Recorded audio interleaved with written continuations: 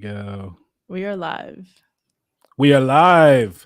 What is up, everybody? Welcome back to the show. I am joined with a special guest today. Took us a little while to finally get this thing popping off. We had schedule issues, and then I was out of the country. And in the meantime, though, you have been like all over the place. So I first saw you on whatever podcast, hmm and it was, I think it was like the first time I ever saw whatever podcast. It happened to be the episode you were on. It just popped up in my suggested videos or whatever. And you were like, to me, and I think I even messaged you this, you were like the only girl that was making any sense to me on that show. And so like I followed you on Instagram, and then we connected, and I did this question on my story. I was like, what kind of topics do you guys want to hear on the podcast? And so much of it was relationship, dating, hmm marriage, all that kind of stuff. And like, I can talk marriage because I'm old as crap and I've been with my wife for almost 2 decades. But when it comes to like today's Yeah. scene of, just the dumpster fire that is men and women relations and dating and all that stuff, like I have no clue. So I asked you to come on, and here we are. Angela Knight, what I guess to start things off, how would you describe yourself? What do you do? Who are you? Well, my name is Angela Knight. I do a Did I did I series. did I say the wrong name when I just said your name? No, you said Okay. Angela. Angela Knight. No, you got it right. Okay, cool. My brain is frazzled. Only reason I asked that, not to cut you off, is Oh, no earlier worries. I was doing my research, reviewing some of your stuff or whatever, and I couldn't remember your last name, and I accidentally, like, I typed in Angela, and it suggested Angela White, and I was like, that sounds right. And so I clicked on it. Do you know who that is by any chance? Because I um, do now. no, I feel like that. No, I actually don't know who that is. So that is a prominent porn star, ladies and gentlemen, and I was like, okay, this is not the chick that's coming on. So I had to go to your Instagram, and I was like, Knight, not White. So that's why I was like, did I just say the wrong name? I hope I didn't just call her a porn star. No, I don't know who that is, and that'd be scary if I actually knew who that was. Now that'd just say a lot of things True, about my free true. time. Yes. I thought it was an author for a minute there. I think there's someone who writes books with that names, but I could be wrong. Some would say she's an artist, but I wouldn't. But anyway, all Oh. right. Who are you? What are you all about? Okay, so my name is Angela Knight. I do various things online, from random relationship coaching to YouTubing, podcasting, commentating stuff, just a little bit of everything. And I'm fairly new to this space. And then the only reason why I'm somewhat relevant is because I say outlandish things, but I've tamed it down. I think, like Jordan Peterson said, you got to be an absolute monster and then learn how to control it. And I Yeah. think I'm at my controlled phase now, but it's gotten me pretty far. But I think like I'm really glad I stopped when I did. So that's pretty Yeah. much it. Okay, cool. So Yeah. you do relationship coaching, and that was basically the reason I reached out to you to come on and talk about this stuff, because man, it is it's a weird time in our history, because we have sort of this synergy of a lot of things happening, technology and social media and dating apps. And I was having a conversation the other day with a business owner about employees, and I Mhm. was like, man, anytime I go somewhere and it's like a Gen Zer or whatever, they will not make eye contact with me. Half of the time they're on their phone, and like they don't even acknowledge my existence. They're socially awkward. And I can only imagine that this carries over into like the dating world, because everything's swiping on apps and stuff. And it's got to be tough out there if you're a young man or woman kind of looking for your person. And I know you talk to a lot of people about this sort of thing. So what, if you had to describe what modern day dating and relationships are like, what would you say? So I would say it's a combination of pros and cons. First off, I used to just focus on all the negatives and would say it's a shit show. And as true as it is, there's also a lot of positives in it, because I'd say like Gen Z, they they feel a lot, but they don't know how to express it. you know, Mm, and they have the option to express it. They just don't know how to. They're you know, just verbal diarrhea in all the worst ways. They're coping in ways where it makes, you know, millennials and baby boomers fucking hate them, which is it's unfortunate because it's like they have so much privilege and they don't realize it. mm. And I think what happens is like the older generation, we're projecting what we wish we had onto them. So it just makes us hate them, which sucks because it's like we're not in the right place to hate them. Because I think that there's positives in ways where we have to recognize that it's almost like when you have kids, you can't almost be mad at your child for being spoiled when you've given them that privilege to be spoiled. So in weird ways, it's like you almost have to build some sort of compassion or empathy to ask yourself, like, okay, I may not agree with the way you're handling, but what can I do about the situation? And I think that really changes when you understand to adapt leadership skills, whether you're a man or a Mm. woman. And the leadership skill doesn't have to be whether in a relationship. It could be you're a manager or a CEO or a friend or whoever it is. Like somebody has to take the leadership role to do the right thing, so that those that are lost, those are coping, could see, oh, okay, I maybe this is the better way to deal with this.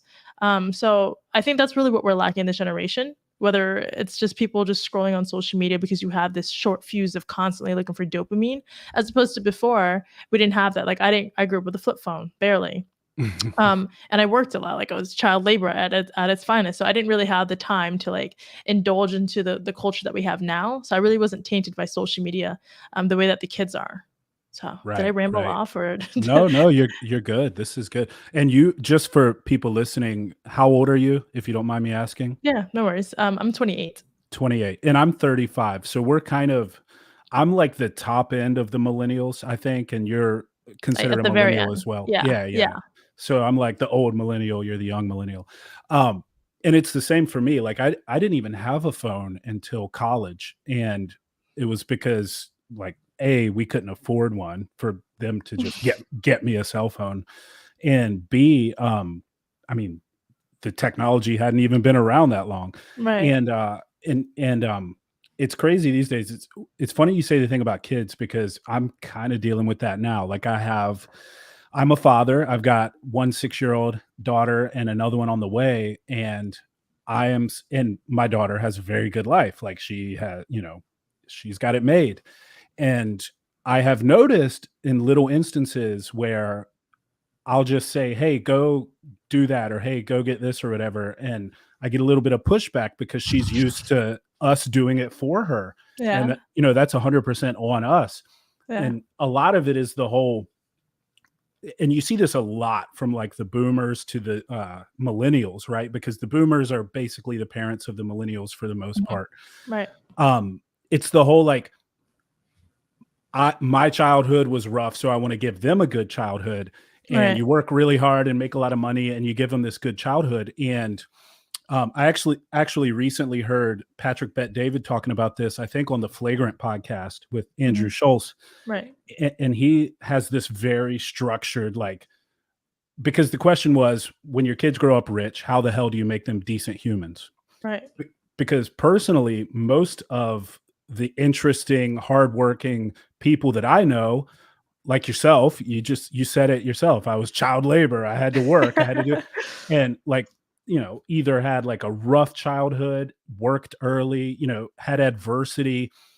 And it's a challenge when you're successful and you got kids. And so Patrick was saying, I make them read a certain number of pages each day. They have to work out, they have to do this and this and this. And so I'm going to start doing some of that. But it is true. We have, we like to complain a lot about the Gen Zers. And, I was just doing that saying they won't make eye contact with me or whatever. But I mean, they are the product of what we've created, just right, like you said, right? And yeah. I think it's funny, I've been with my wife for 17 years. Nice. Dude, it's thank God for her because I don't know why she's like the sweetest, coolest, Oh my like god. I love yeah, hearing that. she puts up with my bullshit, and if I hadn't found her, I don't know if I would have found anybody, but we met when I was 18, and it was like I knew she was the one. She was my first girlfriend, only girlfriend. We got married. Oh, That was that. And the funny thing though is like we got together in '06, and that was like right when Facebook first came out, and I met her on Facebook. It was like it was back when people would poke, and she poked me, and like I poked her back, and then we like met at a house party, and the rest was history. But so I'm not knocking using technology to meet people, but these days it's like so like sterilized. You just I've seen videos of dudes who will swipe on like 50 chicks, and I think it's something like, which one is saying yes? Is it swiping right? I'm such a dinosaur. Swiping right to say yes, Okay. right? So Yeah. dudes swipe right like something like 60% of the time, but women Mhm, swipe right like 5% of the time. So it's this mhm. very unbalanced dynamic. And it it's created sort of this landscape of a lot of men who feel disenfranchised because they can't find a woman, but I think a lot of that is because they're looking in the wrong place. And then a lot of women who sort of go for these fuck boys, for lack of a better term, because they're just swiping right on the best looking dudes or whatever. And I hear from a lot of young men, it's really weird. They like look at me as a role model. I'm like, when did I become that? That's crazy. But they're like, dude, what do I do? I don't even know how to find somebody these days because everybody, it seems like hookup culture is rampant, right? And so what would like, and I know you're in a long-term relationship as well, right? I think I Mhm. remember that. Yeah. So you haven't been dating or anything lately, but how the hell can somebody that's looking for a long-term relationship, the person they're going to marry, because back in my day, it was like you date someone for the purpose of finding the person you're going to marry, build a family with, very traditional. How the hell does somebody do that today? Sorry, I Uh, rambled too.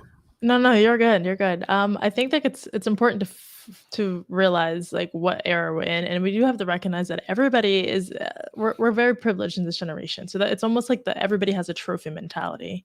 Mhm. Um, so with that being said, I think it's important for people to realize, like, you're gonna have to bring some sort of value to yourself, that makes you stand up because at this point, everybody has the same privileges. And for example, you brought up the swiping thing on the Tinder and stuff like that. Yes, if we go off of statistics, the guys are swiping more to right than women, but why? Because the guys are looking for the easy access of sex. They're Yeah. not essentially looking for a wife. Women generally are looking for someone to be in a relationship with. So even though she's on that app that's essentially made for fun, even though people act like it's for, a relationship, they're all just looking for some sort of attention. So we really just figured out what the goal is. Why are you on the app? Are you looking for love or are you looking for fun? If you're looking for fun, don't complain about your consequences. Now, if you're looking for love, do you think you have what it takes to be in love or to give love? And a lot of people don't. They don't know how to love themselves. They haven't built anything for themselves. And people hear that and they think it's about building wealth. Wealth could be in various ways. It could be, what do you stand for? And a lot of people don't stand for shit. I deal with so many people in the spaces, and people don't realize, like, I used to only circle myself with people who work like me, think like me, talk like me, but then I realized, like, how small that circle is, and also you end up sitting in an echo chamber. You have to have a very big open mind about what you're looking for and understand and build compassion for other people. And I know I'm saying very broad, but essentially build value for yourself, because I've always been a workaholic and it didn't make me any better than who I am now. Um, but I understood that I need to bring some sort of value to myself so that others who are looking for it would be like, you know what, I want to work with her. I want to talk with her. I want to be friends with her. I want to be in a relationship with her. Whatever it may be, I people went to me so that I had the options of what I wanted in life. And my fiance did the same thing. And I think that this generation, they don't do that. They sit here and they complain about, well, I'm tall enough, I'm handsome enough, I'm hot Mhm. enough, I have a nice car, I make six figures. If you think that's the only metric it takes to be in a relationship, that's why you're single and unhappy, because it takes numerous things. Like, I think about, if anyone owns a business, like, you could have the best front desk girl, but let's say she sucks at customer service. She only knows how to ring someone up. Guess what? The next person that could do better than her will replace her. You have to be good at all categories because you can't just simply do your job. It goes Mhm. beyond that. So I think that's really what it is. Do you think that because of our modern culture and social media, and especially this wave of, I don't know what you would call it. I know there's the whole red pill thing and, the whole world surrounding Andrew Tate, and, you know, there's the gentleman, I'll be nice, that you basically owned on the sauce cast.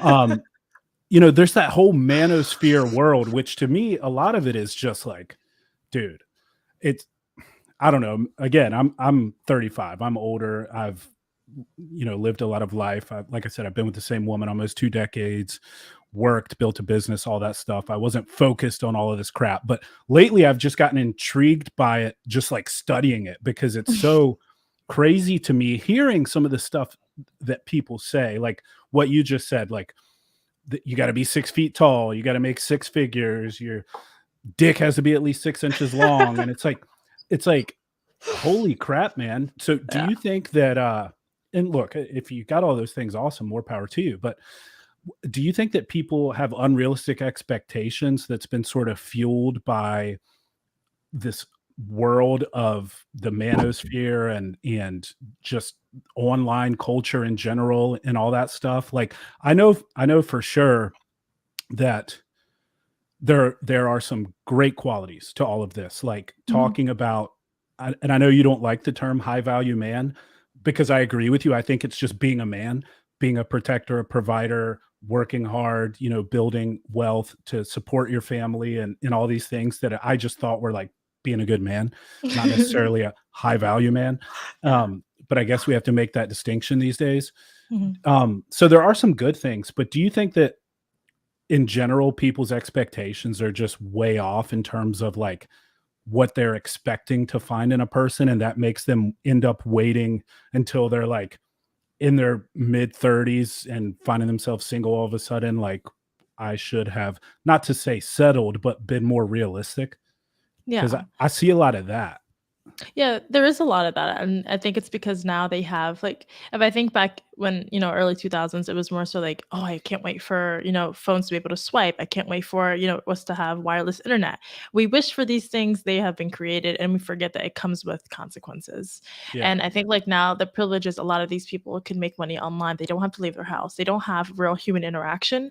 And I think that's the biggest problem because I still have like a real life outside of social media. Majority of my life is outside. That's why I don't have a consistent like schedule online because I do see the day and night difference. And what happens if you're able to summon whatever you want online, you would assume that that should be like that for everything in your life. But the reality is you still have to work for everything in real life. So if you ask a lot of these people, like, what do you want in a relationship? They're going to name this build a bear, like, list of things that they want, but the reality they can't actually get that in real life because you haven't worked for it. Can you get it? Yes, if you worked for it, but just simply answering it, having the privilege to regurgitate it on like a keyboard onto a comment section is exactly what you feel like you deserve it. That's essentially what's wrong because like I think back early 2000s, like I'd be on the computer on MySpace or whatever. Guess what? I gotta get off the laptop and go straight to work. I didn't have time to be on my phone and look and continue feeling like this is what the world should be right here on my phone. Look at everyone living. Look at how the girls look, how the guys look. I didn't have that comparison. You dealt with real life. So you see, this is real life. This is just pleasure. This is just fun. This is just leisure. This is just hope. And I think people confuse what the real is and what isn't. They just conflate everything into one. And Yeah. again, these are real things that they do exist. Like I live in Miami. So to me, I do see these people that are very, very attractive, that are very, very rich or whatever it may be, but yet they're unhappy. So it goes to say that's not the only thing that takes for men or women to be in a happy relationship or to be wanted, or for people to even acknowledge you. It takes a lot more than that. And it isn't as costly as people think it is. Yeah, I agree. And I think that something that is kind of lost in today's culture is that I'll speak from the perspective of marriage because I'm married. It is a compromise every day. Mhm. Um, you know, there are there's a quote by Thomas Sowell. He's an economist. I'm a huge fan of him. He says there's no solutions, there's only trade-offs. And I think that just it obviously describes business and politics, but it also describes relationships. It's like I think people just expect, like you said, the build a bear of someone, and like they got to have this, they got to have this, they got to have this, they got to, and it's like, a, they're not being self-aware and truly evaluating, are they worthy of that, right? Right. And B, you have to realize a relationship is all about trade-offs and compromise, and like it's not easy, it's hard, it's constant work. It's if you just think you're going to find Prince Charming and he's just going to be perfect every single day and never have stinky farts or forget to take the trash out or whatever it is, it's like, dude, that's called being human. And I think people are so unrealistic with their expectations. It's like, you got to realize that all human relationships are compromises and trade-offs. It's like I'm trying to think of something in my own personal life, but I'm just so perfect, it's like, man, no, I'm kidding. Um, like there's plenty of shit I do that my wife hates, but there's also things that I do that, it's all about compromise. And I think a lot of times people, because of like what you said, they're living in this fantasy land of social media, and they want him tall, dark, or handsome, and it doesn't matter if there's 20 guys who are maybe sixes who would be like the best freaking husband in the world that want to protect and provide and be there. Like they don't even get the time of day, right? Because they're already like, this is the ideal man. They've got to look like this. They've got to be rich. They've got to, etc. Um, and I think more people need to realize it's all about compromise, and it's hard work. Like if you think you're going to have a long-term real relationship, especially if you're going to build a family and build wealth together and do all these things, like if you think it's going to be a cakewalk, then I mean, best case scenario, it's hard as shit and you get through it. Like it's not sunshine and rainbows. And I just want to convey that, especially to young people, being an old ass dude who's actually done it. Yeah. No, I agree with you. I think that the younger generation lacks having to build anything from scratch. And I think like it's not just relationships, it could be business, it could be goals, it could be literally anything requires an amount of work that you want. And it's just a matter of they hear hard work and they don't want to do it. And I'm like, no, you should find someone that you want to do it for, because it's going to require hard work, whether you do it with someone you like or someone you hate. So you might as well do it with someone you like or love or whatever it is. And it's something that you definitely have to, like I said on another podcast, I was like, it isn't someone you're just going to find. It's someone you have to cultivate and harvest in a way where it's Mhm. like, I kind of like you, but I really want to love you. Like, how do I make this happen forever? And how do I fall in love with even the way you snore? Like that is the essential goal for a relationship. And I think like most people are looking for, again, this Build-A-Bear lover, partner, and girl. And I'm like, it's not going to happen. You're never going to be happy with that. But Yeah, I yeah. really think it's just people on social media, because again, like my friends back in Tampa will say like, dude, I love you, but I can't watch your content because it's not relatable, because it's not relating to normal people problems. They want to know, they're already in a relationship. They want to know how to be happy in a relationship, and how to, elevate in the relationship. The stuff that we're talking about on social media is things not to do and things how to stay away, things to be aware. We're still talking about guidelines that we can't even get to the actual like core of how a relationship operates, because people are so Mm. hell bent on even engaging into a conversation with anyone. I'm like, can you guys learn this so we can get onto the level 2, please, and level 3, level 4, level 5?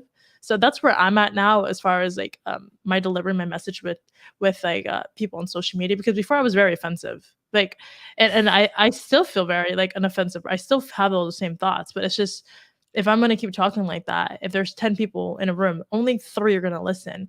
And if that's all you want to do, that's fine. But for me, there's 7 other people that could potentially listen to me if I had more empathy for whatever the hell it is they're going through. Just because it's not my generation doesn't mean I have the right to sit here on my pedestal and say, you're fucking weird, you're stupid, you're XYZ. That's not going to do any damage or any progression like for where they're at. If you actually want to get people to listen to you, from my experiences, you have to kind of stoop them to where they're at and not make them feel like a piece of shit. And it's worked for me since I've changed the way I start talking to people, because I recognize that my demographic is a little different. The way people come to me is a little different, and I like the impact it's done. Yeah, So yeah. you are essentially leading whatever you want. Like if you get bad company, bad comments, bad followers, that's the type of energy you go off and you don't realize it.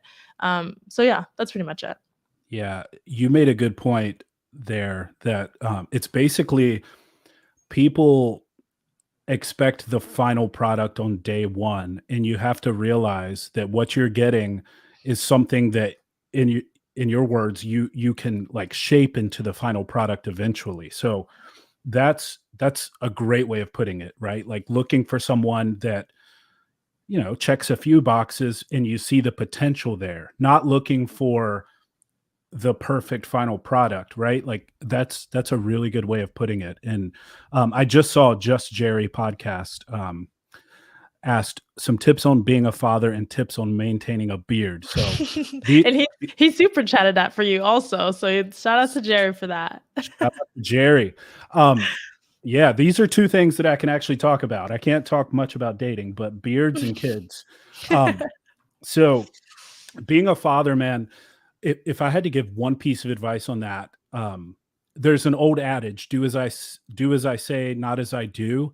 I could not disagree with that more, right? And that's a cop out for a shitty parent who wants to not be disciplined themselves and expect their child to be disciplined. What I live by as a parent is do as I do because I'm going to make damn sure I do the right thing because I know you're watching. And you can talk all you want. You can tell your kids to do this and that and the other, but unless you're the example for them, it's not going to matter. They learn so much more from watching you than from listening to you. So you have to live a better life for your kids. You have to be disciplined. You have to take care of your body. That's really important to me, taking care of my health and eating right and instilling that in my kids, and also showing her mother affection and what a good relationship looks like, and showing her what a real man is. Because when she's finally dating, which I hope is in like decades from now, I want her to expect the man in her life to live up to the same standard her father embodied. And so you have to lead by example in being a father. Like, this whole do as I say, not as I do shit is a total cop out, and your kids aren't going to listen to that anyway. So another thing about parenting, we already mentioned Patrick Bet David earlier, but I want to mention him again because he gave some really good advice on, being a wealthy parent and raising your kid. A lot of times like, for example, I sold my company in 2018, and like I said, my daughter is she has everything taken care of for her. She doesn't need anything. And it's very important, even if you find yourself in that sort of position, that you still work every day and you show her what that looks like. Because any rich kid I've ever met who has rich parents who like made their money and now they just play golf every day, those are the ones that end up messed up because they don't have an example, right? He even talks about taking his kids to work so they can see him working, doing a negotiation on the phone in the car with it on speaker so they can hear that, right? Like, all of these things are super important. And there's probably things you can think about as an adult that you observed as a child and always stuck with you, right? So just keep that in mind as a parent. I don't know if Jerry's a parent or not yet, but that would be my best advice. Because, dude, our daughter will randomly say things that she heard me say that I had no clue she was even around, right? Like, they pick up on everything. And as far as maintaining a beard, get yourself a good beard oil, make sure you condition it, trim it because you get those split ends, but otherwise it's pretty easy. So thank you for the questions. Yeah. Yeah, I know this is your first time using StreamYard, so It is. just keep in mind you do have people on the middle comment section. I know some of them are your people and some are mine. We have them combined together, so feel free to address them at any time. But I usually wait at like a moment to address everybody. So just letting you know. Okay, sweet. Yeah, because there's quite a few in here. I literally, like Angela said, it's my first time using StreamYard. She's bringing me into the 21st century. And I just saw over to the side that there was like a bunch of, there was like a number beside the comments thing of all these comments. So I just opened it up. But anyway, I'm looking at them now. I wasn't ignoring you guys. I just literally discovered that it existed. So yeah. So shout out to everyone that's here. Janelle, Jeremy, Phil, Bloopy, Donko, everyone that's here for my channel. Thank you for showing up, and shout out to Brenda. I think that's your person, but hi, Brenda. Brenda's the shit. I love you, Brenda. Yeah, Brenda is an Instagram friend who has become a real life friend, and her husband are awesome people. They got a bunch of kids and they're living life. All right. So what was I going to ask? we talked about sort of this dating scene for Gen Z and how essentially it, it's in large part something that we've created and we need to have empathy.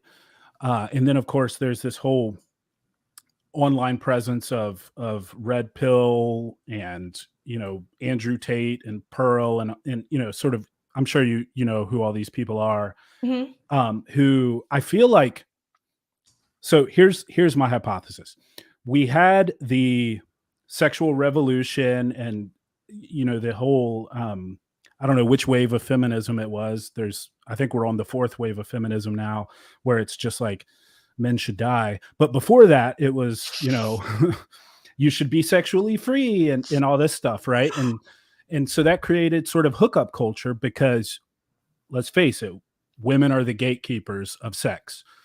Because like you said earlier, a lot of times men just want to have sex, they're looking for that, and it takes the woman to say no. In fact, that was actually what really turned me on about my wife, because the first time I met her, I was like, I'm in college. I'm like, oh, we're going to hook up. And she was like, no, bro, you got to earn this. And she demanded my respect. And so that's a perfect example. Women are the gatekeepers because we're just dogs a lot of times. I lost my train of thought. What was I saying? Oh, the sexual revolution, hookup culture, which I think is toxic in a lot of ways, all these one night stands and Mhm. everything. But I think the pendulum has started to swing a lot further away from that now, as often does in politics and a lot of things. Like you'll have a Democrat president and then you get a Republican president and it swings back. So my theory is that it's swinging back in the other direction now. So you have this sort of hyper traditionalism that's starting to manifest online. People like just Pearly things saying men want a virgin and things like that. And I'm curious what your thoughts are on that whole thing. Uh, it's such a mixed feeling about everything. Like a lot of what they say, like for example, Pearl, she says a lot of surface things that are it sounds good on paper, but if you're in an actual relationship, that doesn't even apply. Yeah. Like it's like she's talking about something that she herself like won't even live and won't even do. So yeah, I do recognize like referencing what you said that women are the gatekeepers of sex, but I will also, argue with the fact that people are liars nowadays. And if we're going to punish people for being naive and looking for love, then I'd have to say we're going to punish everyone in the room then, because yes, some women are ridiculously ignorant or just too naive to recognize that this guy actually doesn't want a relationship. But Mhm. seeing the way a lot of these people move in Miami, it's just a small example of how the world is and how people are on social media. These guys up front on camera are like, fuck women. Women suck. We don't need these women. But then behind closed doors, they're simping. They're like extra sweet, bubbly. Girl, I'll take you on a date. You're the only girl I want. I'm sorry. If we're going to punish a woman for being naive because you told her sweet little lies, like to me, if you have to lie still and cheat your way into anything in life, whether it's finances, a relationship, anything in life that you're having to lie, that you're not actually doing the correct way. And that's what I'm noticing, Mm. that these guys talk such a good game on camera, and then behind closed doors, I see their text messages with these girls. I see the way they lie to these girls, the way they persuade them into these types of relationships where they lied to these girls. And I just don't think, like, if you're truly a pimp, like you say you are, or whatever it is you claim to be, you wouldn't have to lie to these girls. There's plenty of men that have these relationship with 5 different girls. Not plenty, but there are men out there that can, get women to be in that position, but they don't have to lie to them. These girls are aware of it. But if you have to, kind of finesse your way into the situation and then like stress yourself out, then that means you're focusing solely on relationships. You're not actually building anything, no business. You're not Mm. doing, you're not leading a family or Good anything. point. You know Yeah. what I mean? So to me, I don't believe that these people understand what they're saying. Sounds good on one spectrum. Like what Pearl is saying sounds good on a podcast. It sounds good because she's selling some sort of entertainment. You're spiking that dopamine that they're looking for, but you're not actually solving a problem, because the reality is, like just a quick example, like I was offered a job to move here, and that I'm gonna metaphorically say that's like a relationship. When you work with anyone, it's a relationship. And when I got here, it was a lie. The way the job was set up, the way the person came about, the way that they lied to other people to get me to move here. And to me, I was battled with like, damn, do I go back to Tampa as a failure because I was tricked into this, or do I stay here and make something out of it? And I think of that like, what if I was in a relationship with someone like this and they lied to me because I saw an opportunity like, oh, I have this, you have that, we can grow in this. So if we're gonna punish some of these people for being innocent and naive, it's kind of harsh, but sure, we had to point fingers at somebody. But they're all also the girls who know that the OnlyFans girls who are engaging into hookup culture for these transactional types of relationship. But I think at that point, the guy and the girl both know that it's transactional. Like you're not actually looking to build. And that's another thing that they usually gravitate to. Right. Yeah. If I could offer any advice to young women, as again, as the old man here, I would say, because I think, like you said, oftentimes, so the arrangement where they both know it's a hookup and that's it, great, whatever, have fun, do your thing. Mhm. Mhm. But I do think a lot of times women are looking for, because they're biologically programmed to be, I think, more monogamous than men just in general, and that goes back to, reproductive dynamics and all sorts of things. But they think that if I just give it up to him, because that's clearly what he wants, Mhm. then maybe he'll want to pursue a relationship with me. Like, Mhm. dude, like, don't give it up that easy. If that's what you really want. And again, this is just my advice, speaking from my experience. I had so much respect for my wife when she was like, dude, you keep that thing in your pants tonight. We're going to get to know each other. And it, it I don't know if you agree with that, or because No, I agree things with have it. definitely changed. I don't know if it's normal to just hook up on the first date if you're pursuing a relationship with someone. I just think that a lot of times, men and women are different. We misunderstand each other constantly. Mhm. That is marriage. Basically, that's every day in my life trying to figure out my wife, and she's trying to figure me out, and usually I'm wrong and she's right. Just because she's smarter though. But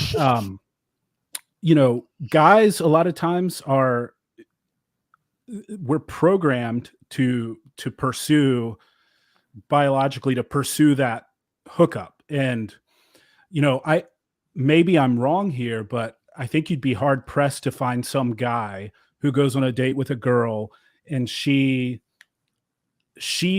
pressing him for sex and he's like, no, no, no, not on the first date.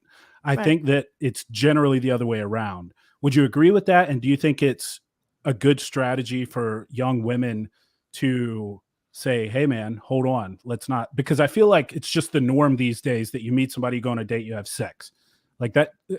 In talking to friends of mine who are dating right now, it's just like, yeah, of course we had sex. I'm like, well, what do you mean? Of course you had sex. Like, that's an important, like, special thing. At least I thought it was.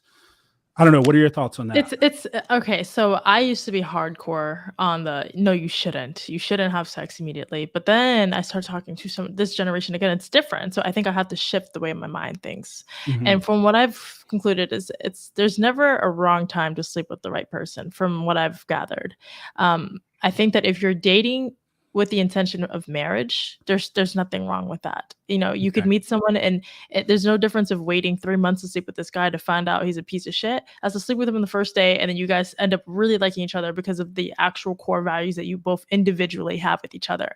So Okay. it's very different. Like, as opposed to back then, the girls growing up, like with me, I only had to compare myself to like maybe 15 people in my class. I didn't have to compare myself to 15,000 million people on social media. I didn't have that Mm. comparison. So a lot of the women's self-esteem nowadays, it's broken, women and men. I think that we both don't know what we're capable of when we're looking for people in a relationship. So when you meet someone, it's all smoke and mirrors. So you're looking at this person like, how do I keep this person in my life immediately? And I would have to say that Mhm. women generally aren't taught how to be in a relationship. We only our moms are coming from a different generation. They're not telling us anything and they can't. And then our female friends are not that smart either. We're all going through the same shit. And then the men who actually know how male nature works, they're not going to give us the playbook on what they're actually thinking and how other men think. And then your brothers are going to most likely say no dating until you're 50. So, and then we have these women podcasts who don't teach you anything besides on Dude. how to go have fun of the weekend. So really, Yeah. if you really think about it, who is really teaching women the actual core of what men think without demonizing and weaponizing men against women. Like you're kind of broke. It's there's no way around this. And we're in a culture where you could find the love of your life tomorrow and get married, or you could spend 5 years and never find the love of your life because you've exhausted all the resources that online have given you. You know, you could go on Tinder and Instagram and YouTube, and you could find people that you could have been your husband or your wife, but because you've exhausted the resources and you didn't actually utilize your full potential, you just wasted. So it's very tricky. Again, I know I'm rambling also, but it's a 50-50. I don't think there's a wrong time to sleep with the right person if you're actually building on your own self as an individual. Yeah. Yeah. No, I get that. That makes sense. And I mean, look, I'll be honest. She said no the first night, but it was like a week later when I, did did the thing, and it clearly worked out, right? And Right. I think that's exactly what you said. It's never the wrong time to sleep with the right person. And also, I do think, you know, it's important to make sure you're compatible in every way possible, right? And the sooner you know that, the better. I'm not one of these wait until marriage to do that. That's a bit antiquated. Although I think if that's your life goal and that's what you want to do, then more power to you. Mad Mhm. respect. Mhm. I if you have that self control, um, I agree. I want to ask you a very vague question. Yeah, Um, sure. what do you think about gender roles in the modern era? Um, okay. It's a good question. I think that they do exist. They can be implemented, but I also think that people have to recognize that we don't live in that era anymore where women don't have the rights to work or go to school and vote. So if she's just going to be at home cooking and cleaning and making butter from scratch, I would hope to God that as a man, you're doing everything as your job as a man. But that's just not the reality. Like women nowadays are going to school, are working, and financially, it is essential for both people to do that in a relationship. So if she's doing all of that, working 40, 50 hours a week, and you still want her to do the whole wifely duties, what are you doing as a man in this modern era that is so hard that you can't at least help her wash the dishes, that you can't help her like change the kids' diapers?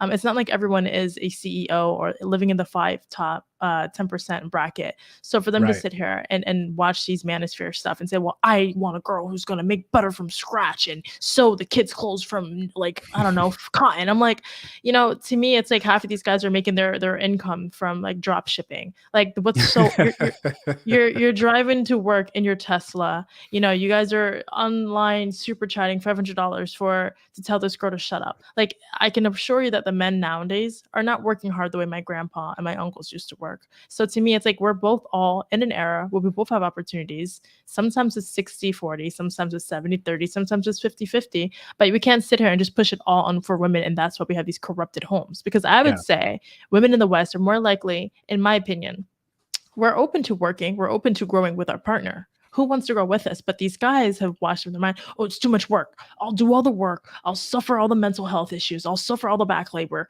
Just stay in the kitchen because I don't want to challenge the idea of us evolving in this land and this opportunity that we have in this day and era. So you're closing yourself off. Why? Because you're scared of the endless opportunities because you don't want to both grow. So that's really Mm, the problem. yeah. Yeah. I asked that because I saw something earlier, maybe it was yesterday, where it was a woman saying that she wanted a traditional man who did all the traditional man things, but she basically didn't want to do the traditional woman things. It was like, how can I find a traditional man, but who doesn't expect me to do all the home stuff? It's like, Mhm. wait, so you want him to work and take care of you and you not have to work and you also won't do anything in the home? I actually, I'll keep it vague. I have a friend who does that. He works, it's a single income household, and he provides all the income, and his wife like refuses to clean the house. And it's like, I mean, I believe exactly what you said. I'm not big on traditional gender roles. I do think I'm a protector and it's my duty also to provide, but my wife works, right? And we split duties around the house and Mhm. stuff like that. But I just think that there's sort of like people partially receive that message, and just like this woman like expecting a traditional man who will take care of her and provide and all these things, but she's like, it's the modern era. I'm not going to like clean the house and do all the dishes and do that. He's going to have to cook and stuff too. It's like, well, you can't have your cake and eat it too. You either both contribute, or you, if you're going to want the traditional man that takes care of you, then you got to pull your weight too, and vice versa. If you want the traditional woman who's going to stay at home, and look, you can find a woman like that. I know plenty of women who are like, I wish I didn't have to work. I wish I could just stay at home. But Mhm. these days, you know, my man doesn't make enough. I have to contribute. Like, that's just how it is. I think people have a jaded perception of what that looks like. It's like going back to what we said earlier. A lot of people, I don't want to sound like I'm being a cynic or being mean, but a lot of people really don't know what it is to work hard, and they don't Mhm. want to have to, right? So you have this weird combination of expecting to not have to do anything but wanting everything. So Right. that's why I was curious of your opinion on that. Um because you just see, and I think some of it is like young men will receive this message from the manosphere or whatever, and they're like, okay, I'm looking for a virgin, a traditional woman, you know, she's gonna stay at home and have kids and do this and do that. And it's like, bro, you make 35K a year working at T-Mobile, homie. Like, you need to realize that and Yeah. be realistic, right? Mhm. So I was just curious what your take is on that, because I see a lot of really unrealistic stuff from both sides, really, as It's far as the yeah. gender roles. It's beyond unrealistic, again, with the gender roles and, again, the perception of what a relationship actually is. And I think that me being in a relationship and also having to run a business, it's taught me what a man actually has to go through mentally, physically, emotionally. And that's why, like, a lot of people don't realize you have to do what you don't want to do first, and then you'll realize like why you have to do it, and then you want to do it. So in the beginning, people don't want to work. You're, oh, I want to just stay home and I just want to just do absolutely nothing. You think you want that. And then you realize when you're doing it, you're like, my brain is turning into like mush, because there's really nothing. Like, we are designed to be challenged. We're designed to grow and evolve. And a lot of people don't realize, like, you're thinking for what you feel right now. Right now you may be frustrated with life. You may hate everything that you didn't have, and you maybe think you deserve. But if you're focused on that solely and you're saying, I want to just stay home, that's why you're fucking miserable. Because I know plenty of women who have, had kids and told me after the first year of staying at home, they're like, I feel like a loser. Like, I feel disgusting. I don't feel Mm. attractive. I don't feel like I can connect to the outside world anymore. My husband talks to me like I'm in preschool. And it's like, she's like, I want to feel connected to my partner. And she's like, and if I, and also what people don't realize, yes, back in the days, our moms stayed at home and raised us, but also my mom had postpartum depression. She was a little psycho. She was abusive in so many ways. So yeah, she stayed there all the time and took care of us, but she was also a little mentally ill. And I would also say that relationships have boundaries on it. So if you're always around someone or something, you're going to abuse it without realizing it. So you want to go to work. You want to, like, we have the privilege in this generation for a man and a woman to work and maybe pay like a nanny to or a housekeeper or something to help you so that you can have that extra time to make date night for each other. Like, something has to work so that we can evolve and really explore the options we have now, instead of just saying you need to just be stuck at home. You think you want it, and then you have it and you don't want that. And even for a man to think that, oh, I'm okay with working 80 hours a week to support. No, you think you want that shit. And then you come home and you're trying to, like, source out what happened today, and your wife has no idea what you're going through, and you don't even have the capabilities to talk to her and feel and want her to feel for you. Like, when I look at my fiance, like, I know exactly what he's feeling. I know exactly what he needs right there and then. I don't need to like pest him with 20,000 questions, because I understand the space that he's in. I understand my space that I'm in. And if we're coming from two different worlds just because we're coexisting with each other because our biological factor said we have to just make babies, but we're not in this historical time. Why not really learn how men and women think? We're very close and very different at the same time. And I think it's so much wasted potential because social media is brainwashing everybody to thinking that there's a whole gender war on each other. Yeah, So, yeah, that last part is good and so true. And I talk about this a lot. You know, it's so often misrepresented as men versus women, when really it's men and women together in this cruel, unforgiving world. And we need, it's just like this whole, I think you consume Jordan Peterson's content. I think you quoted him earlier. mhm, You know, he talks about, you know, he pushes back against this notion that humanity was a tyrannical patriarchy all through history. Mhm. When, you know, it's really just men and women are different. Women did different things, men did different things. And, when you look at distribution of things like aggression, men tend to occupy the um the most, like if you take a man and a woman, it's a 60% chance the man is going to be more aggressive, right? Because we got this thing called testosterone. At least traditionally. These days, who knows? We can't even define a woman apparently. But we tend to be more extreme. We take more risks. That's just how men are. And this notion that it's a battle between men and women because men ruled the world and all this stuff, it's like, no, women did different things, and Yeah. they're more agreeable. And you've probably heard Peterson talk about all this stuff.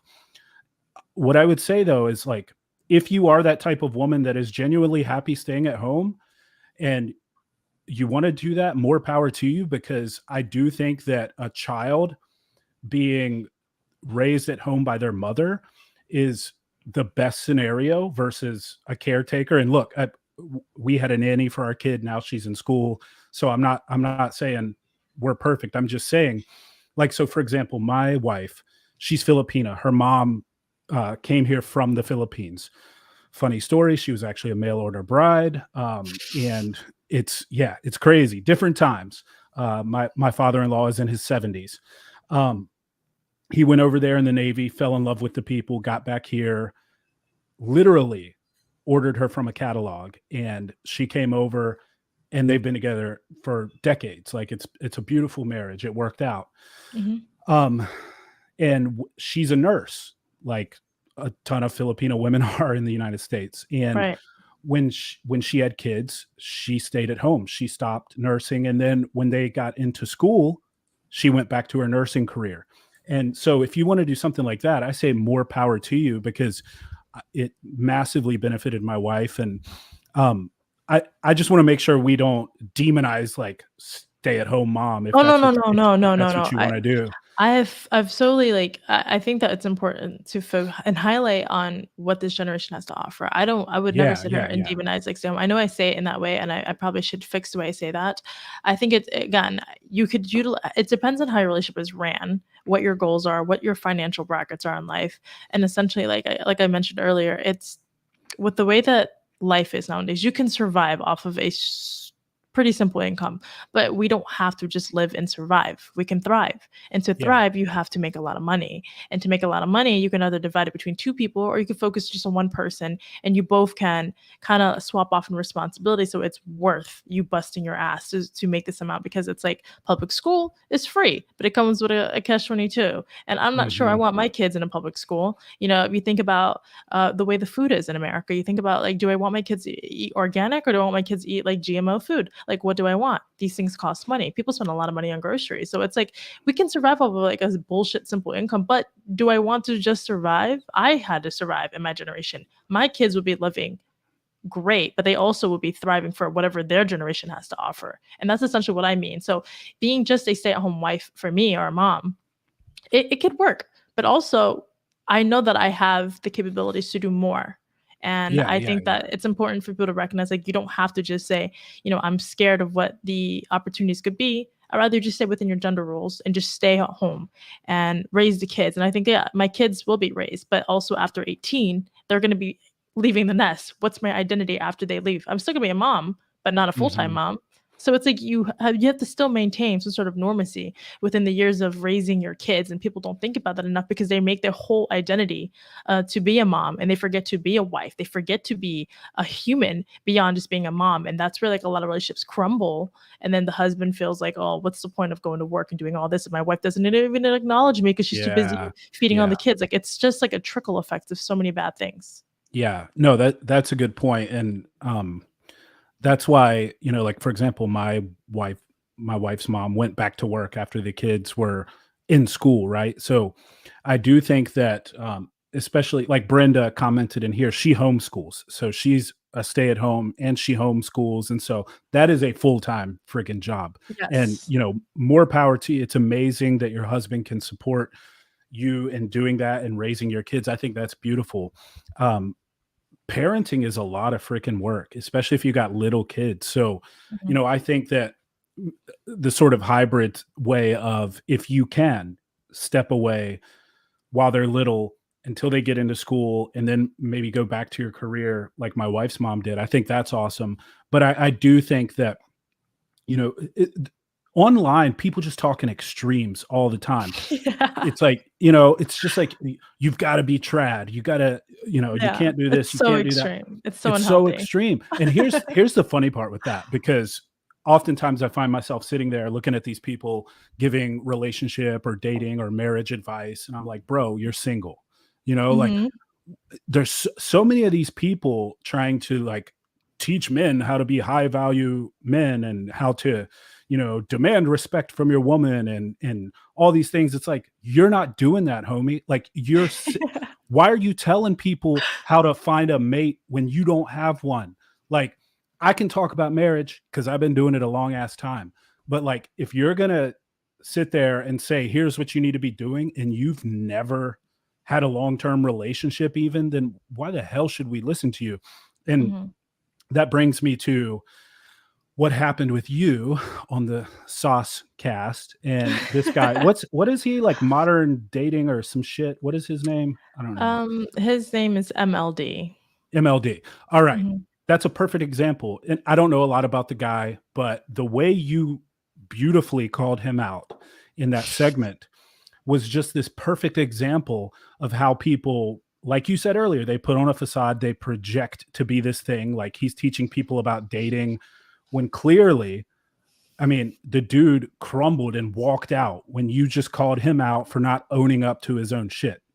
Um, just for people who might not be familiar with that, can you just talk about that a little bit? Because I think it was so beautiful. It was like poetic justice the way that played out.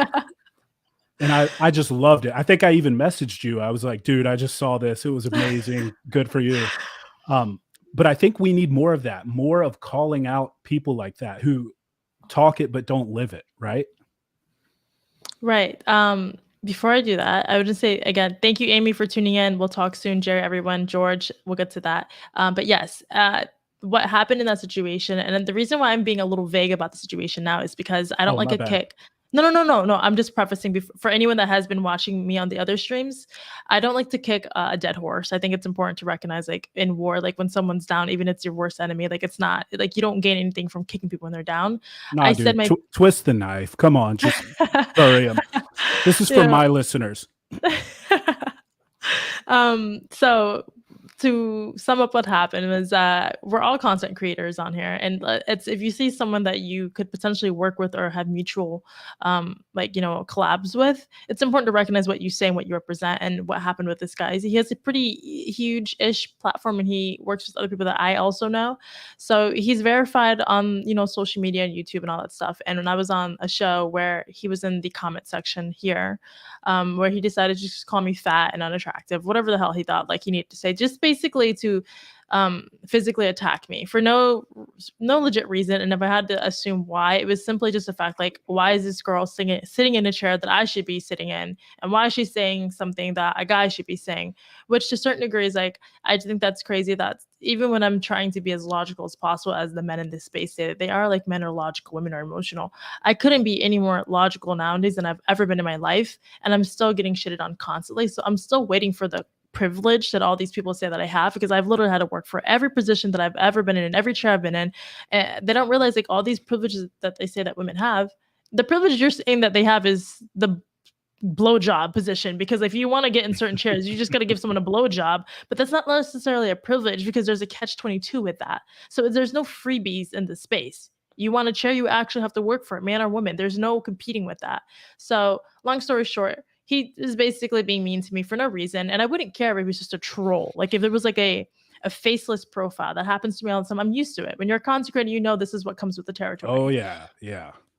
But if you're a face that everyone knows or knows of or works with, and I get off the show and the co-host was like, hey, did you have beef with someone? So, and I was like, not that I know of. Why? What do you say? She's like, well, like, this person said this about you. Like, are you sure you don't have beef with this person? I was like, no, I didn't know I had beef with them, but I guess we do now. So long story super short, they invited me back on the show like 2 weeks later, and he was there. So I didn't know that nobody knew the beef. I assumed everyone knew because I think people got in my mind. Maybe it's just I'm used to social media, but everyone gossips. Everyone wants the latest tea. So it's always been like a wildfire about whatever it is. Like everyone wants to just capitalize on insecurities and drama. I'm very much used to that, and that's why I've had to control my emotions because I can't be that woman where everyone says, "Oh, she's an emotional woman." I refuse that. So I've changed my tonality in a lot of spaces because I don't want to take away my message just because I'm expressing it in a passionate way. So long story short, I was there. We were about 30, 40 minutes. I don't even know how long it was, but it was long into the show. And I realized that this wasn't going to be brought up that me and this guy don't like each other. And what infuriated me the most was the fact that the main host of the show was asking the guy I didn't like, do you think this girl has daddy issues? Do you think this person, like the person that you don't like, has to rate your sanity? Who the fuck are you? I'm sorry. It's almost like me disrespecting your mother and then you have to come be my waiter. Like you don't want to serve me because you know that I disrespected you. That's such a slap in the face. So after I realized Spit in your food. yeah, like after I realized that the host of the show had no idea what was going on, I'm like, well, how am I going to squeeze this into the conversation at this point? Because I don't want to leave this show and then me run into him again at another space and then become a dick to him and he'd be like, "What's your problem?" And I'm going to be like, now it looks like I settled on this idea that I don't like him and I never brought it up. And why didn't you bring it up before? Time has passed. Everything is a window in these spaces, so I don't really have time to lose, So I brought it up, and basically, long story short, I didn't know what to expect. I've never had to confront someone like this in a civil manner before. I grew up in poverty. When we didn't like someone, we threw hands. That's just a very like meet me in the back. Like that was very normal. But like in a civil manner, live publicly, I didn't know what to expect. And I'm used to like the men in my family, they live on a moral code and some sort of code of conduct. Like if you're wrong, point it out, and whether you change or you grow, it's between the two. I don't really know. But like when I called him out, he pretty much just denied, made me seem like I was crazy. It was gaslighting, deflecting. It was so much stuff that I wasn't used to. It was just, it turned into a complete shit show for him. Apparently it was a victory for me, but being where I am at right now, like, yeah, it feels good, but like I'm so against cancel culture in so many ways. Even people I don't like, I think it's important that they cancel themselves based on the quality they put into the world. So in parts of ways, I don't like this person. I don't like what they represent and what they turned out to be. But I guess it's something that I have to just accept. This is what comes with the territory when, people eat and sleep and shit in their own bed. This is just the consequences. Like they say women don't have consequences. Well, I'm aware of my consequences. I hope he is aware of it. And I hope the guy figures out his life journey. So that's the beef of the world. Right. So long story short, you called him out in person. He deflected. He ended up walking off. He would never own up to it. And I think that is just a perfect summary of how so many of these people are. Before we went live, we were talking a little bit about like, not saying he was your idol by any stretch, but like don't meet your idols, because we've both met people in this space, whatever this space is, content creator. I'm a lot of personal development, business, and politics, and so many of these people you meet are just nothing like what they portray themselves to be. And I brought that up because I also wanted to mention, for one, it's just a total, to use an overused term, it's a total beta move on his part to make that comment, right? But in general, for everybody listening, if somebody resorts to ad hominem attacks, basically like calling you fat or ugly or whatever, they have already lost, right? If they have an actual issue with you, then they'll debate that on the merit of your arguments versus theirs. If they immediately resort to talking about the way you look, they've lost. Don't worry about it. Move on. I've learned that because, I've got a decent following on Instagram. And at first it was like, I would get so worked up, because I always hear the same crap, like dumb meathead, go do some more steroids, whatever. and I'm like, right? It's like, what the fuck is wrong with people? Well, generally they disagree with me on something unrelated to the way I look, but all they have to really go on is like, you're a dumb meathead, go put a needle in your ass. And I laugh at that stuff now, because truly, if they resort to that, they've already lost. They have no grounds to argue on. Right. And so I just thought it was beautiful the way it played out, not to beat a dead horse, but I did want to at least talk about that a little bit, because it's so representative of this entire space. You know, so many people don't live the way they talk, and I just think Mhm. that's a big problem, especially when you think about the fact that like they're influencing young Yeah. minds, especially, right? And I love that that happened. Like I said, I don't know the dude. I've never watched any of his content. I am curious, have you guys talked at all since that happened, or Yeah, we have sort of. It's been very it's so like this. Like I've yeah. never dealt so again, this is why we were talking about earlier about leadership skills in any situation because to me I recognize the chaos right now and I do recognize like how irrational this person's being. Um and they're just scrambling for answers at this point and double dutching on what they've done. So I'm always conflicted because again, like I'm a woman, I'm a girl. I can't help it but to have some sort of like sympathy for what's going on. But at the same time, I do recognize like it's not genuine. Like I wish it was genuine so that I could, forgive the situation in a sense where like, it's not a big deal. But he did reach out to me to apologize, but he wanted to do it privately. And I was like, no, we're gonna do this publicly. It started publicly, Mm. it will end publicly. You And are it didn't his worst nightmare. and to me, it's just a simple principle because it wasn't just him. It was the people in his community that came after me also. Like they were being really disgusting. They pulled up my mugshot from when I was 17. They posted it. They Mm. made profiles. They were being absolutely vulgar about it. So to me, it wasn't just beef with me and him. Like what I had with him, it was just me and him. I didn't bring anyone else into it. I didn't send an army to him. I didn't do shit. I just did between me and him. And what the way he handled it was pretty disgusting. And 24 hours prior to him reaching out to apologize to me, he made a disgusting like exposing video and he didn't expose anything. So it's been hard for me to forgive the person because it's almost like someone saying, oh, I love you, but they're stabbing you with a knife. And I'm Mhm. looking at his actions, I'm looking at the time clock, and I'm very like meticulous. I'm looking at what time you retweet hateful comments about me, about you liking certain comments of someone saying, oh, she's a whale, she's disgusting, she's a dumb bitch. You're still liking these comments, but you're writing to me in this formal sense of like, I didn't realize this. I think it was a setup. I want it to be amicable. I'm like, we're so past that, buddy. Like we're so past that.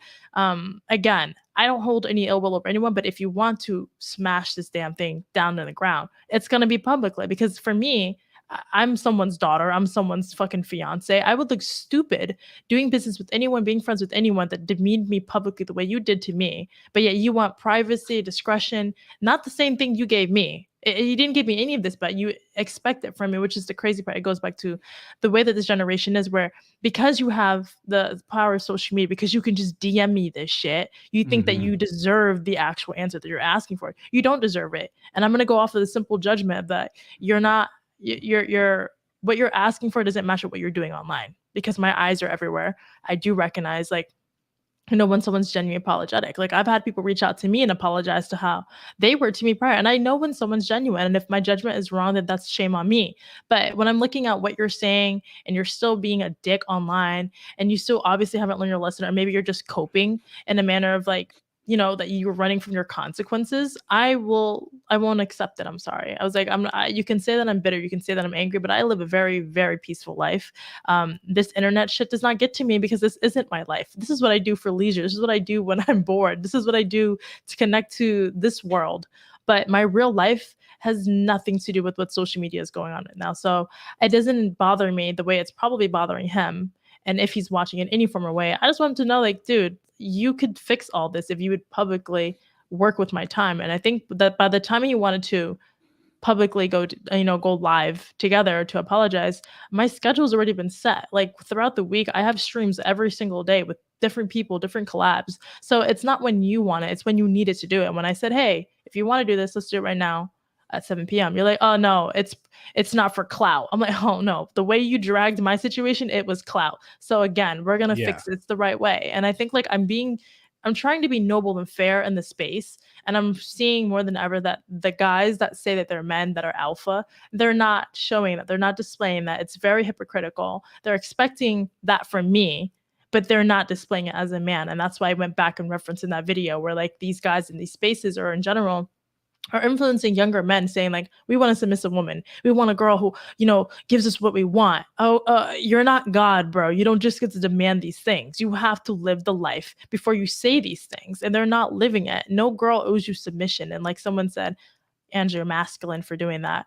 If I'm masculine for addressing a situation, then I'll own being masculine. I don't give a shit, because this is the thing with life, and they make women feel like shit for this. Like, I don't owe the world submission. I owe my man that. I owe my man, not owe him, but because it's like he's the one that I spend my life with. The only person I actually have to be feminine and submissive with is the person that I'm sleeping with and spending the rest of my life with. But to strangers that don't have good motives when they're dealing with me, I don't owe anybody that. So Yeah. to sum Yeah. it up, No. that's everything. No, that's perfect. And I just wanted to bring it up because I think it's such a good lesson for everybody, right? Like you need to conduct yourself online the way you would in real life, because it will come back to bite you. And on the submissive piece, I just find it ironic because in that scenario, he was the submissive one in person. Look, just calling a spade a spade. He submitted. He walked off. I mean, he totally crumbled. And I guarantee you, like you said, it's affecting him way more than you. And we'll stop beating that dead horse. But I just thought it was a great sort of microcosm of everything happening in this world right now. And I just like to see it.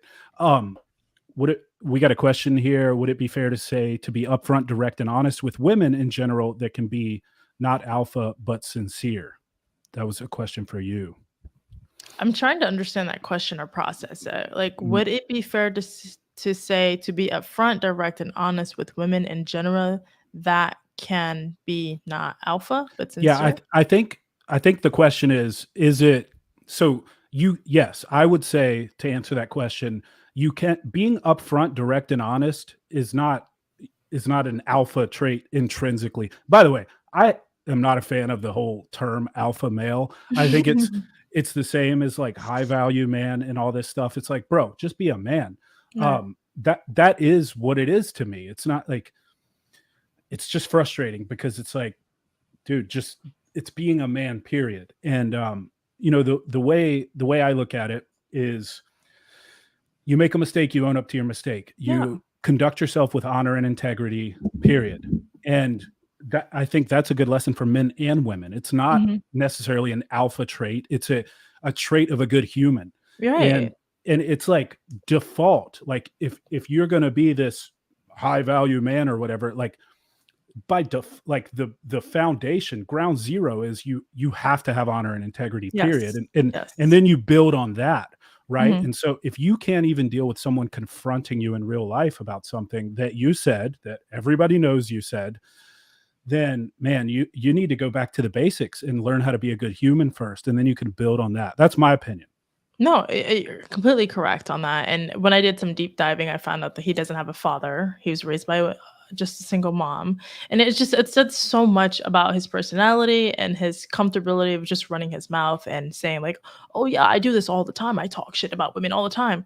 That's not a healthy trait to have. Like, whether publicly, personally, like privately, mentally, that's not good to be that way, especially if you're saying that you're a high value man, if you're saying that you're an alpha guy. Like, what's so alpha about running your mouth like that? Because the alpha people I know just look at me and I'm like, ooh, okay, let me fix my posture. Like, you don't have to call me a dumbass bitch for me to know that I'm acting like one. You can just look at me, and I change my tonality. I'll change the way I'm walking, talking, sitting.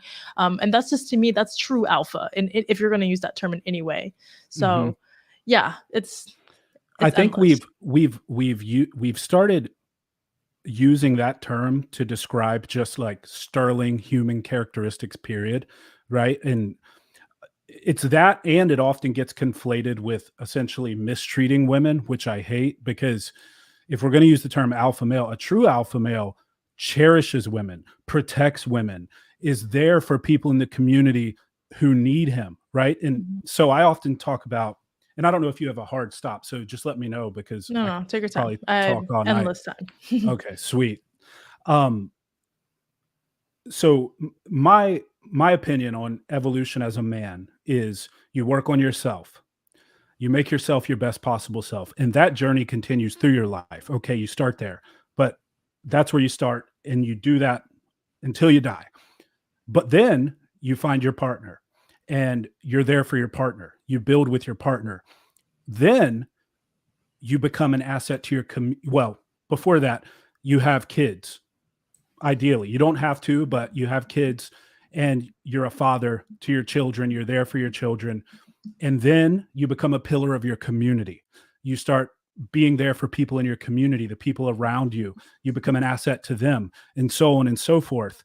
Um, it's like the quote, fix yourself before you try to fix the world, right? Like, so many people are afraid to turn their gaze inward and say, I need to be better for myself, and then I need to be better for my person, and then I need to be better for my family, and then I can help my community, and then I can contribute to the world.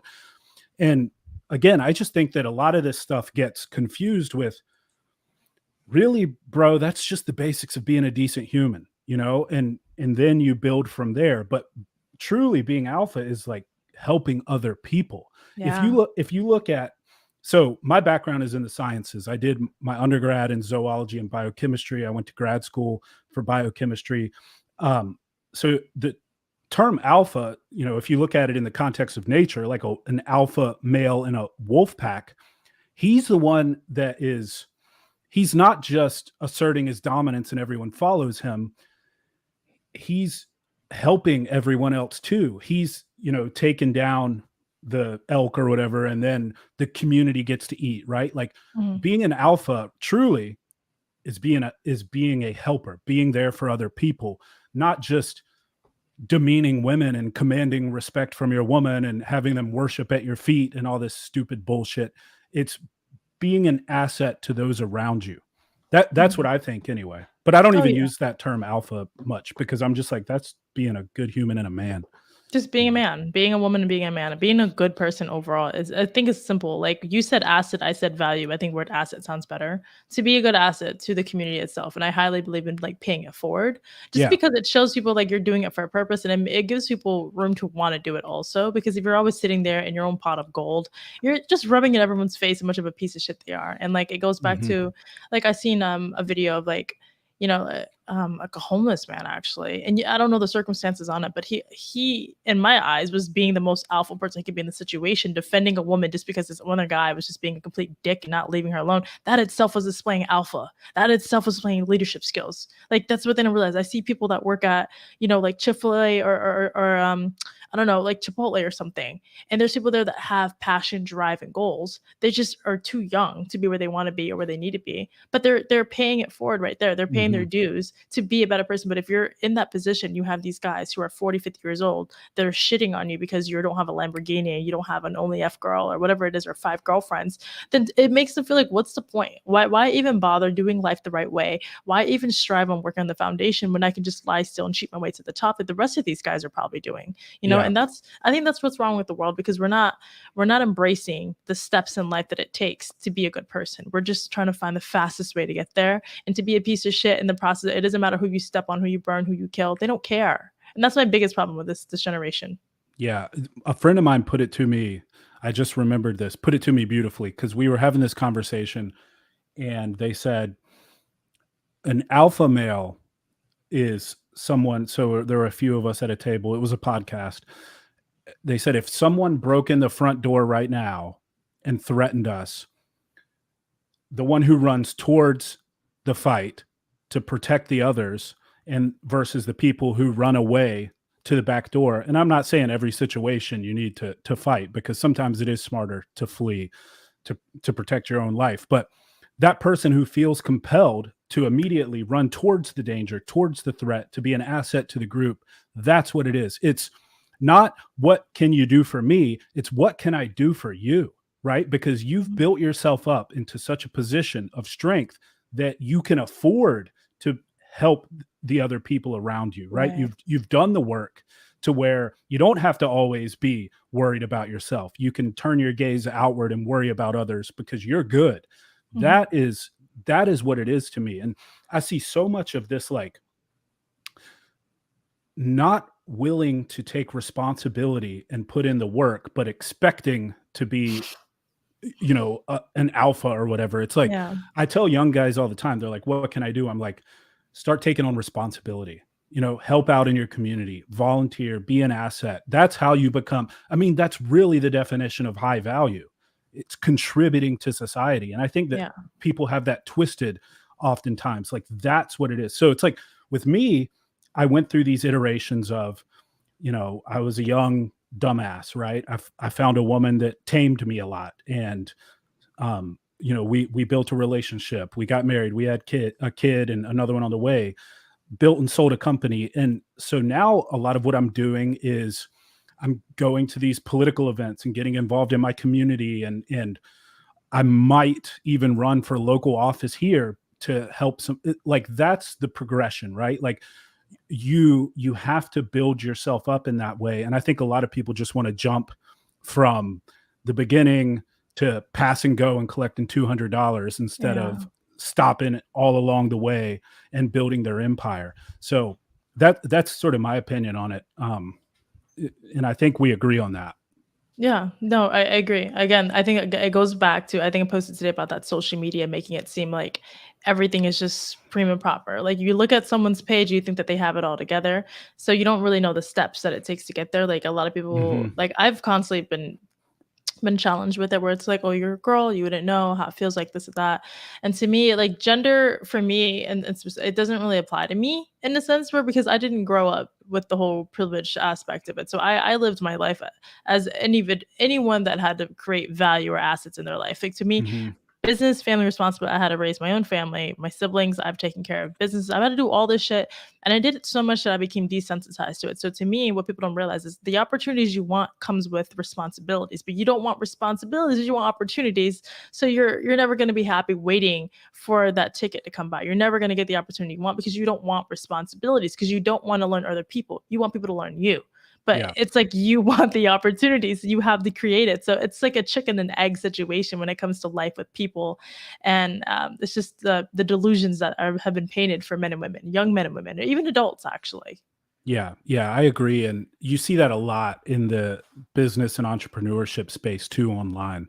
All these people taking pictures beside private jets with Lamborghinis, it's like, this is entrepreneurship. It's like, no, motherfucker, grinding for a decade, working 18 hours a day, living off of ramen noodles. Like, if you want to know what it's like to build a business, I'll tell you because I did Yeah. it. It's not Yeah. pretty. It fucking It's sucks. not. No. It probably knocked years off the end of my life, but Mhm. it and I just think that we're not realistic with showing the process in a Yeah. lot of these things, right? Just you got to just accept, like, we talk about the red pill a lot. I think the true red pill should be realizing that it's hard freaking work, period. Like that's reality. And someone commented that it's a microwave culture, and that's exactly right. People want it right now, instantly. And I mentioned, I think before we started streaming, my friend Andy Frisella, who owns the company First Form. I consider him a mentor. He's also a friend. I've been involved with his company for, gosh, half a decade now. But I told you, he's probably a billionaire at this point. And still, every day, he releases a podcast episode. He talks about hard work. He talks about all these things. He's politically active.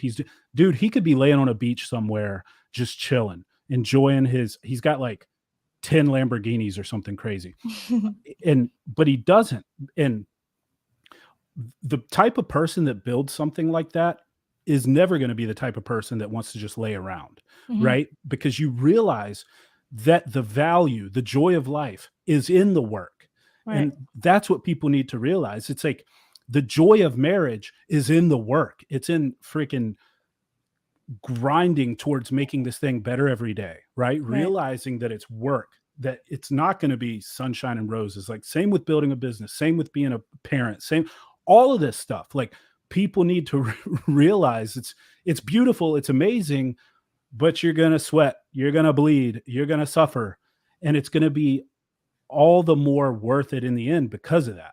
I Mhm. think that that's what people don't realize. And to harken back to something you said earlier, you made such a great point about how Gen Z and younger people today, they don't realize that because they have had such a good life because of their predecessors putting in the work, right? And Yeah.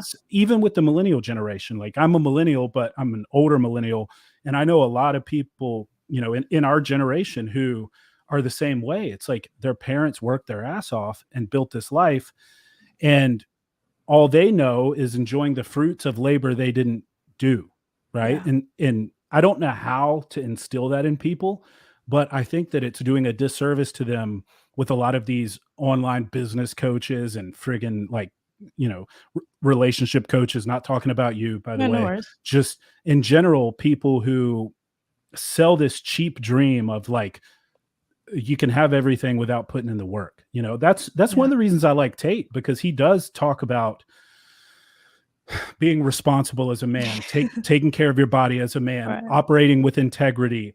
People like to say he's misogynist, but he talks about cherishing and protecting women and all these things that it's like, if you actually took time to listen to the man, it's no wonder he's achieved what he has in life, because he Right. understands that it takes that work. Right. Mhm. So that's, maybe I'm old school, but that's kind of my take on all of it too. No, I agree with you on that. I don't really focus on like the negative stuff that I've seen on him, because to me, like now being where I'm at nowadays, I need proof on a lot of these things to make these assumptions. But on the core of what you said about him, I do agree with it. And I think I've made some videos about it, and I was on the Sauce Cast that it asked me. And because it's so Oh yeah. controversial, You I rated can't. him a 9.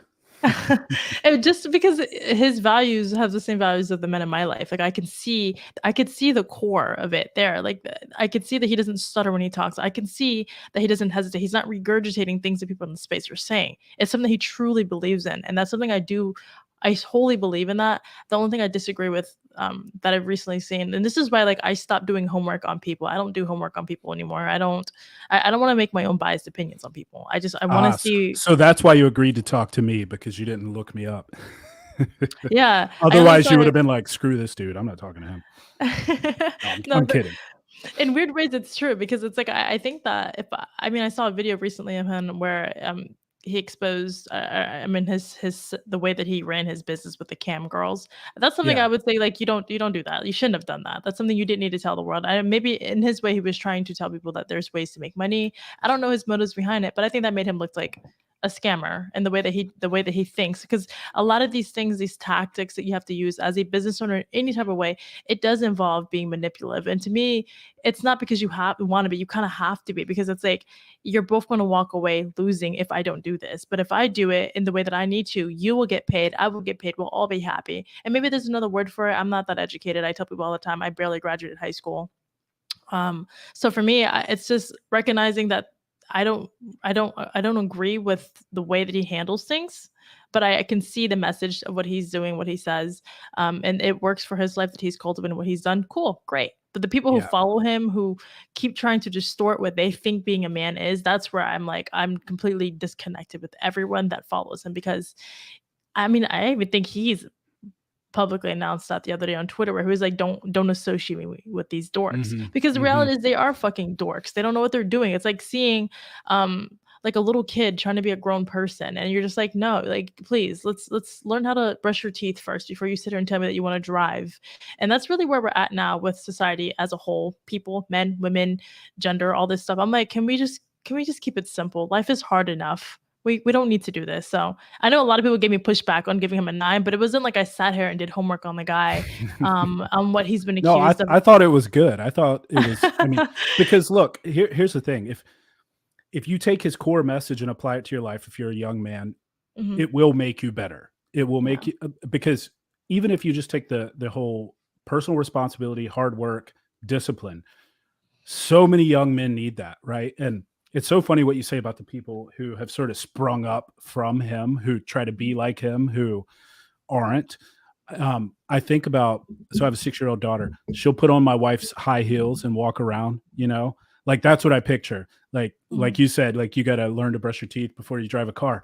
It's like they put on the big shoes and they're trying to walk around. It's like, bro, you haven't done the legwork yet. Yeah, So you have to that, do all that. Yeah, yeah. and to touch back on, I think just to say this, like a lot of people said, "Oh, you're a relationship coach and all this stuff." Officially, I would say like I'm not a relationship coach. I went and got my certifications because everyone kept bashing me about my me being a sort of a life coach out of nowhere. And I'm like, dude, I talk about these things all day long, and I constantly get challenged at where are your credentials? Where are your credentials? Because the reality is, I have people that reach out to me, and I'm like, I can't do this shit all day for free. If I'm gonna take my time out to talk to somebody, you're gonna pay me for it to make it worth my time. But do I sit here and create courses on it? No. So essentially, I'm not really a relationship coach. I just say things that make sense, and people will have questions. I have answers. If you're willing to pay for it, I'm willing to help you. And if not, I'm completely fine with doing random podcasts and interacting with people on my clock. Now, if you want my time, you have to pay for it. I think that's just how I view it. But a lot of these guys may get their identity to be a whatever coach or male empowerment, whatever, but all in bad faith. And then they just kind of like capitalize on people's insecurity, and it just Mhm. becomes like a circle of just like toxic cycles. Like you don't really want to help them, because if you cured their problems, you wouldn't have a existing customer or existing whatever it is community, because this is just how life is. You fix their health, you never see them ever again. So that's what I've Yeah. recognized from it. Yeah, that is so true, and you I've seen, like, 21-year-old life coaches. I'm like, "Dude, you haven't even lived life yet. How are you a life coach?" Who Yeah. like, or somebody who just started working out 6 months ago, got in decent shape, and now they're a fitness coach. It's like, I mean, sure, if you're helping people, I'm not gonna knock you, but, like, come on, right? Like, It's tricky, because like if someone does anything, you have to be the absolute anomaly to say these things. Like you have to be a living like, wait, what? This doesn't make sense. Like, how can you say this, and why does it make sense? Do you actually live up to it? Do like you can verbally say it, but if you're not physically living it, it's hard for people to believe. And you could physically look like it, but if you don't verbally say it, no one will believe you either. Like it all has to coexist together. Like if you look at Tate, for example, his life financially, physically, family wise, like he has a private family life that he doesn't really post online and stuff like that. So you wouldn't assume the guy's a fan, but he does have a family. Out of right. everyone in the space, he's the only one that actually has a family. Now, whatever he chooses to do and expand on that, that's up to him. But you should at least have the core value of it. And I think, like for me, I think the only reason why I'm able to sit here and say these things is because I don't stutter when I speak with it, because it is coming from a core passion for me. And it's not Yeah. like I'm just regurgitating it from other creators that I've seen. Like I can truly say, like, if put in a room one-on-one with anyone, I could back up everything I'm saying. And again, as like a girl, I don't really see many girls in the spaces that are willing to go to the core of whatever they stand on. It's like it's just all surface. So any guy that does this, like a 21-year-old talking about life coaching, you could say it, but I would hope together you're able to back up every single stance, scenario, metaphor, everything you're saying. You have to be able to be like, oh shit, maybe you are actually that experienced as a 21-year-old. Maybe you're that educated. I didn't expect that. And that's what makes you stand out, if you're able to back it up. And I think people don't focus on that enough. They're just doing the everybody gets a trophy, like, oh, I could do it. I got my certification. I'm good. I can get by. It's Yeah. bullshit. It's all facade. Yeah. Yeah, I agree. Yeah. I agree. All right. We've been going at this for a while. So what we can start to wrap it up. I want to ask you sort of in general, you've been super busy lately. I see tons of content. By the way, shout out to your editor. Your editor is Yeah. killing it. Um, what what does the future look like for you? What are your long-term, short-term goals? What are you trying to achieve in the space? Where does the next year or two look to go for you? It's I don't even, to be honest, I don't really know. Like I think like my immediate relationship with my fiance is doing it. Like that was my biggest focus. And once I started focusing on myself, our relationship got really, really good. Um as far as Good. that, I hope to grow with that, because I think we've both broken like generational curses when it comes to things that we've been traumatized with. And to see the way that my family is now versus how they were before, like I let them lead my life, and now that Mhm. I'm leading my life, they're following it in a very healthy. I'm doing things that they never thought that anyone in this family could do. So I look forward to continue building that for myself, and I know it comes with a sacrifice with my time as a person. So to prioritize myself, my fiance, my family, um, having kids, I would say within the next year or two. Um, and Awesome. I love that. yeah, it's because I part of me, I really want to adopt. Like we're very into that, him and I. But at the same time, I know like everyone's like, you should have kids, you should have kids. But at the same time, like the way that we were both raised, I was adopted in my teens, and so was he. So Mm. for us, it was more so like, oh, we kind of want to adopt, just keep this. But it's tricky because everyone says like you should have kids, you should biologically have them. And I'm like, yeah, but there's so many other kids out there that could use parents too. But Yeah. like we'll figure it out when we get there. If it happens, it happens. Like that's another thing. I think that birth control, I get it for why people do, but I don't agree with it, because I don't believe that you should stop your body from something naturally that it's doing. And you should be sleeping with someone that you want to spend the future with. So if you were to get pregnant, you should keep the kid. But I'm digressing again. But yeah, there's that. And then Preach. And then as far as this online stuff, I'm hoping to just continue meeting more good people. Like I've met a lot of great content creators. What blows my mind is how many authentic people are so low key. They don't blow up because they're not willing to risk their, I don't know, authenticity for just like clout and like clickbaits and stuff like that. So I just look forward to just kind of growing in the space organically.